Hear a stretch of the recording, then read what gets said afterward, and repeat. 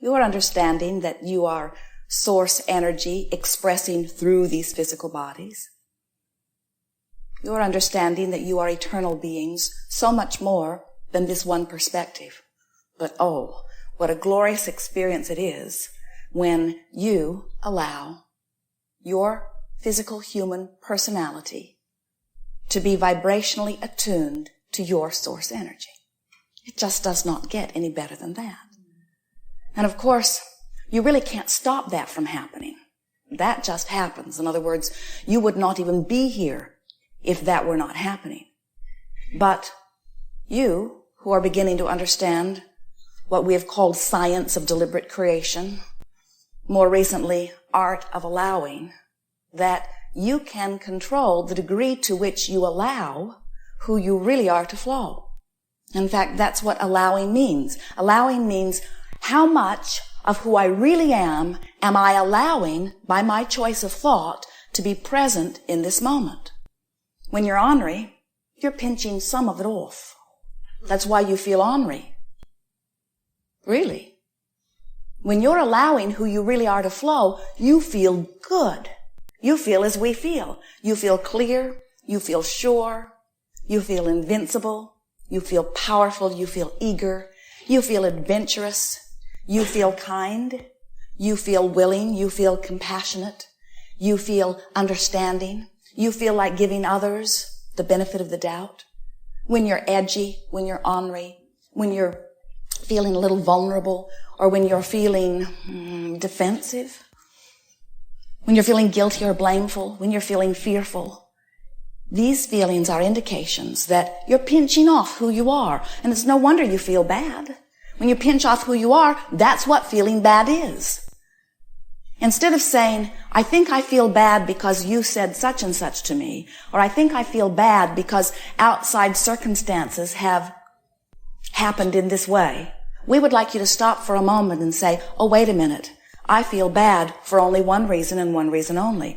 I feel bad because I'm not allowing who I really am to flow. And this is what it feels like when I pinch that off. We say, somebody should do something about that. And guess what? There is only one person who can. So, we have a new game for you to play. And the game goes like this. I've decided in my physical human form that I'm going to take complete, ultimate, only responsibility for everything that happens to me. I'm not ever again, it'll take a little getting used to, I'm not ever again going to blame somebody else for where I am, for how I'm feeling, for what's happening to me. Can you imagine if everyone would say, it's my job, my life is my job. So you don't blame your mate anymore, you don't blame your kids, you don't blame your parents, you don't blame your teacher, you don't blame circumstances. You say, I take full responsibility. The reason that this is ultimately so satisfying is because you have only ever always, only ever always, only ever always been the only ever always one who could only ever always do anything about anything in your life experience. Nobody else can do anything. In other words, asking someone else to change, even if they're willing, even if they can do it for 5 or 10 or 15 or 20 years, even if you can get somebody else to contain their behavior so that you will feel better, you are the only one ever that could do anything about it. And so when you stop and think about it and you think, let's talk about the uprising, the seemingly eternal uprising in the Middle East. Everyone thinking that somebody else should do something different. And nobody else willing to do it different for the other. And we say, can you imagine how peaceful and wonderful experiences could be if each individual would understand that, hey, I can do something. I can do something. And what is it that we're asking you to do? We're asking you to choose any thought, any word, any action that allows who you are to come back in this moment. So, you are so angry at your mate or your mother or someone you work with, someone you work for. And they just seem to be ruining your life because they will not change their behavior. you do not seem to be important enough to them to change their behavior, which hurts your feelings a great deal. And then you discover, wait a minute, they don't have to change a thing in order for me to feel better. I can start looking for positive aspects. I can look for things within them that make me feel good. Oh, that's impossible, you say. There is so much that is bad and not much that is good. In fact, I haven't seen a glimmer of anything good for so very long. And we say, are there other subjects to which you could give your attention? Well, maybe. You say reluctantly. My dog. My dog is easy to love, or my cat. And we say, do whatever it takes to find something to be your object of attention. And as you give your attention to something that allows you to feel good, you've done something about this relationship that was bothering you. In fact, if you will make it your work to feel good, every relationship that you have will be one that pleases you. Now that's offensive to some of you because you've been holding others as being responsible for you feeling good for so long that it's sort of hard to let loose of that. It's sort of hard to let them be whatever they need to be while you selectively choose whatever it is that you need to choose to feel good. And we know, friends, it would be a lot easier for you to do this if they'd learned it first.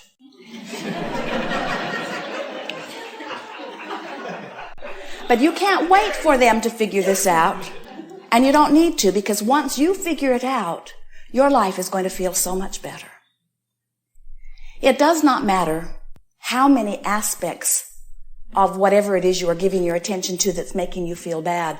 It does not matter how many negative aspects there are.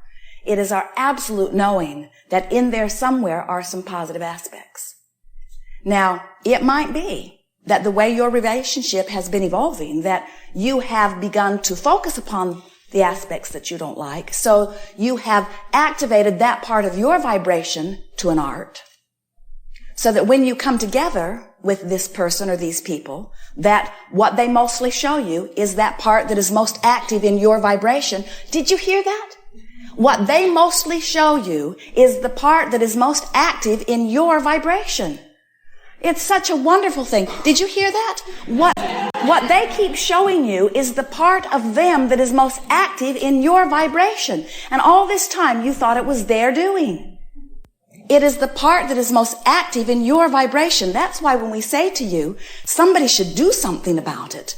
The person that we're always talking about is you, not them, you. Because we know they could stand on their head and they could work really hard to only show you things that would please you. But you're sort of fickle in what you want from moment to moment. And they're outside of your emotional guidance system. They've got to find ways of pleasing you based upon the letters that you've written or the prenuptial agreements that you've signed or the arguments that you've had where you've come to, I promise I will never do that again. In other words, it's so awkward when you try to control the way you feel by controlling their behavior from the outside. We've never seen it work, not for very long. That's why it's easier to just keep moving to a new relationship where you have not activated in you the negative aspects of them. A new relationship is easier because you don't know much about them until you have that dinner when you say, tell me about yourself. Very good in coming together vows would be, I promise you I will never tell you anything about my past if you will promise me that you will never tell me anything about your past. Let's start in this fresh place. Please don't tell me about any of your failures, because as sure as you do, I'm going to activate them in my vibration, and then I'm going to suck them right out of you, and then our relationship is just going to be like all the other lousy relationships you and I have ever had. Let's not do that. Let's start fresh.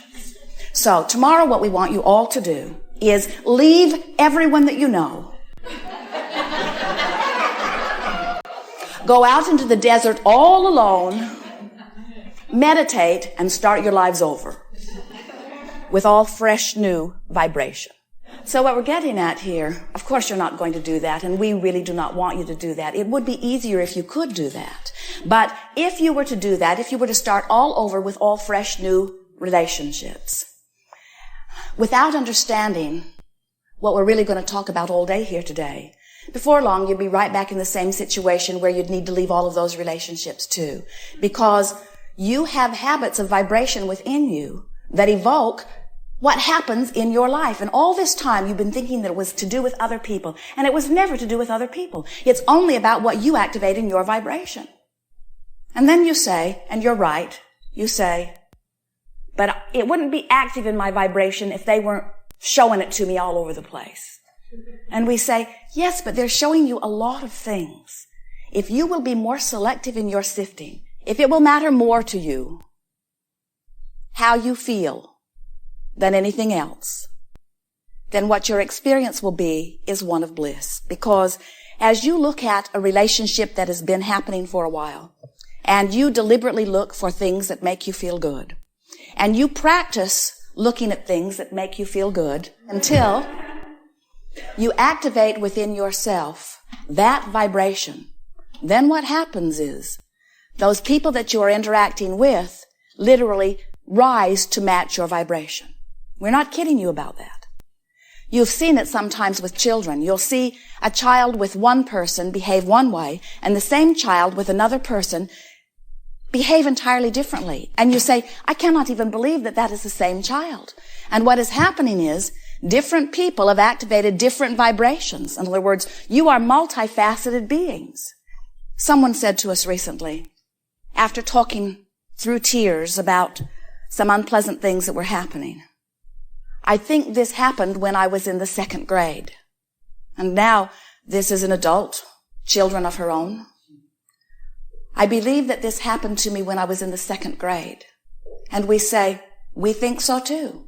We think that things happen along your physical trail. And some of them stand out really big in your life experience. Some of them are so bold and so big, or they get your attention in some dynamic way for a period of time, and they cause you to learn, sometimes over a gradual, long, hammering, steadily time, and sometimes in a very short, very fast, very flamboyant, very dramatic time. In other words, if when you're 4, the train runs over your toe, you will always have a different relationship with trains than most people that you know.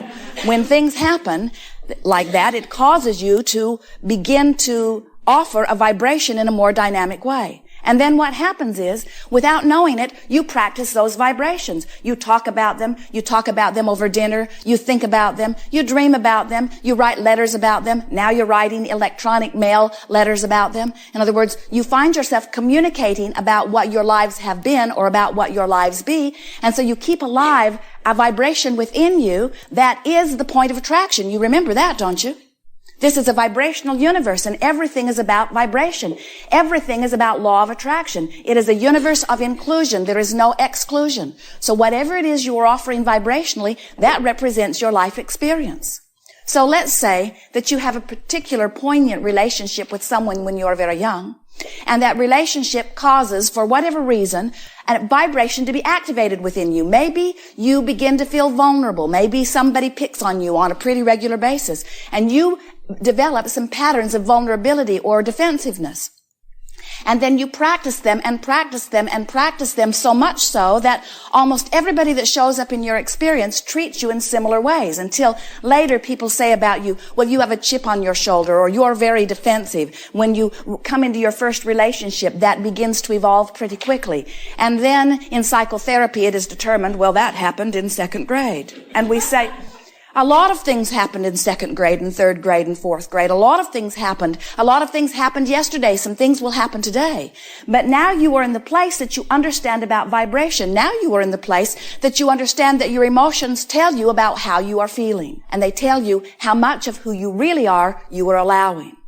So when you get this straight in your mind, that when you are allowing who you really are, you feel eager, you feel sure, you feel powerful, you feel adventurous, you feel healthy, you feel vital and alive, you feel well. You are source energy pouring through these physical bodies. And anything less than that is you pinching it off a little bit, then it's pretty easy for you to begin to guide yourself into thoughts and words and actions that feel good while you're thinking them. Because as you are feeling good, then you are in the vibrational place of allowing who you really are to pour through you.